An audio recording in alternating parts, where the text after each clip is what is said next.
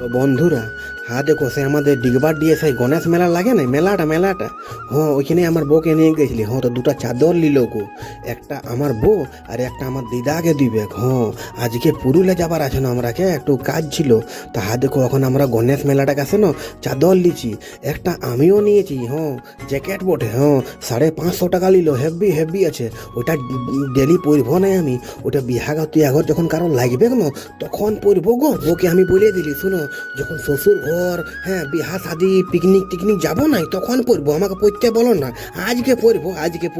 হ্যাঁ দেখো এখন আমার বোরা সাইড করে বাইর হাইছে, এখানে আমার বিটি হ্যাঁ দেখো এখন জ্যাকেটটা পরছে ভাই। হ্যাঁ ইয়ারা পুরুলিয়া যাবে আজকে আর কালকে আমরা এসে যাবো গো। হ্যাঁ তো খুব ঠান্ডা আছে, ওই জন্য আমার বউকে আর দিদাকে একটা চাদর কিনে দিলি গো।